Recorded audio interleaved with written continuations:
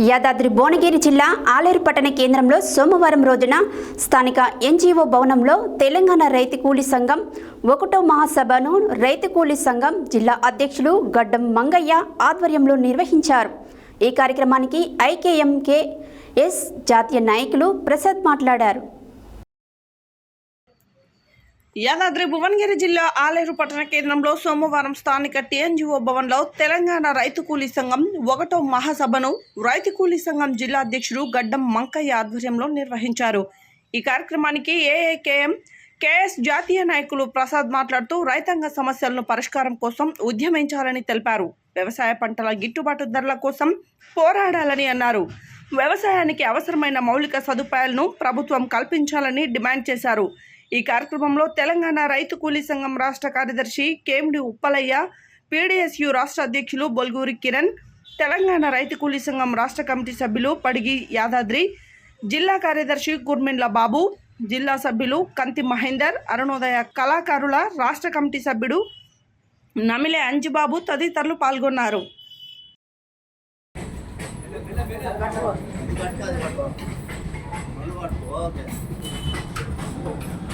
जोहार हमारा वीरలకు जोहारలు जोहारలు రైతాంగంలో అమరులైన హమారా వీరులకు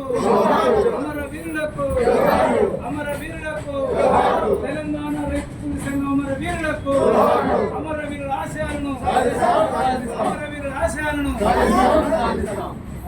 ఓ అరుణ పతాకమా దేవోను మారే సాయు ప్రమది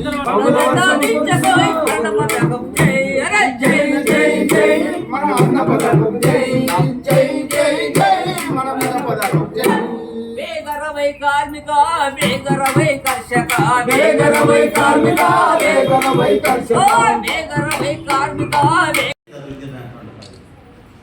కాబట్టి ఈ చట్టం ప్రకారంగా అనేక మంది రైతులు నిర్వాసితులయ్యారు। ఇప్పుడు పోలవరం ప్రాజెక్టు ఉన్నది, దాదాపు అక్కడ ఒక 1,00,000 మందికి పైగా జనాభా, దాదాపు ఒక 60-70 ఊళ్ళే ఆ ప్రాజెక్టు కింద ఆ లక్షల ఎకరాల భూములు, ఆ పదుల సంఖ్యలో ఉన్నటువంటి గ్రామాలు, వాళ్ళందరినీ కూడా నిర్వాసితులను చేసి వాళ్ళకు నష్టపరిహారం అనేది ఇంతవరకు చేస్తుంది అక్కడ ప్రభుత్వం।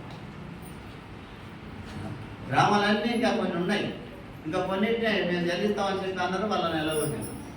వాళ్ళు మైదాన ప్రాంతాలలో పోయి వాళ్ళంతా ఏజెన్సీ ప్రాంత ప్రజలు, ఆదివాసీ ప్రజలు మెజార్టీగా, నాన్ ట్రైబల్స్ కూడా ఉన్నారు, వీళ్ళందరూ కూడా నష్టపరిహారం ఇవ్వకుండా గత 15 సంవత్సరాల నుంచి అది ఈ ప్రభుత్వాలు ముక్కుటింపులు పెడుతున్న పరిస్థితి అక్కడ రైతులు।